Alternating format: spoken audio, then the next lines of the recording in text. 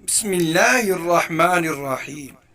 شیخ Saadi رحمۃ اللہ علیہ کی حکایت سونے کا نوالا۔ ایک چوہا کسی جنگل میں بھوک کی مصیبت سہتا تھا، لیکن آزادی سے رہتا تھا، نہ کسی دشمن کا ڈر اور نہ ہی کسی چیز کا خطرہ۔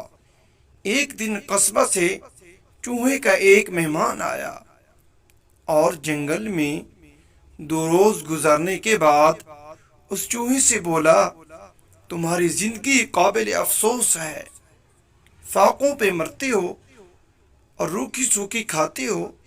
چلو تم میرے ساتھ میرے گھر، وہاں تمہیں کھانے کو مرغن غذائیں، گھی، دودھ، پستہ بادام گری اور اخروٹ وغیرہ کھلاؤں گا۔ جنگل کے چوہے کے منہ میں پانی بھر آیا، بڑا خوش ہوا، اس کے ساتھ تیاری کر کے اس کے گھر قصبہ میں آ گیا۔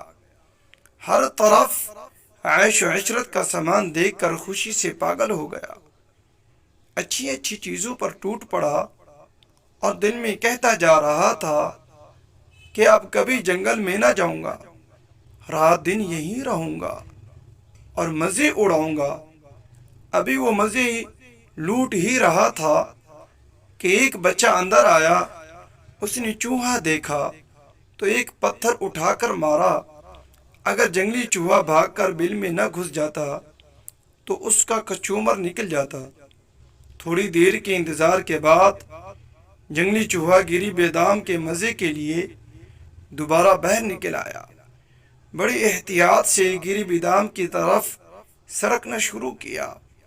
ابھی اس نے گری پر دانت جمائے ہی تھے کہ دوبارہ دروازہ کھلا اور آنے والے نے پھر پتھر پھینکا۔ چوہے کی قسمت اچھی تھی کہ نشانہ چوک جانے سے پھر بچ گیا اور بھاگ کر بل میں چھپ گیا۔ ڈر کے مارے اس کا برا حال ہو رہا تھا۔ اپنے دل میں کہنے لگا کہ لعنت ہے ایسے گری بادام کھانے پر جس میں جان جانے کا ڈر ہو، ایسا عیش بیکار ہے جس میں جینا دشوار ہے۔ جنگل میں تو مجھے کچھ خوف نہ تھا، روکھی سوکھی ہی سہی، لیکن حرام موت مرنے کا کوئی ڈر نہ تھا۔ جو مزہ آزادی میں ہے وہ کسی چیز میں نہیں ہے، یہ کہہ کر وہ چھپکے سے جنگل کی طرف روانہ ہو گیا۔ حاصل کلام، آزادی سب سے بڑی نعمت ہے۔ غلامی میں سونے کے نوالے کس کام کے جہاں ہر وقت موت کا ڈر خوف ہو۔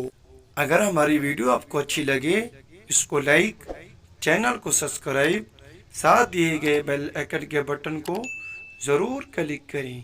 جزاک اللہ خیرہ۔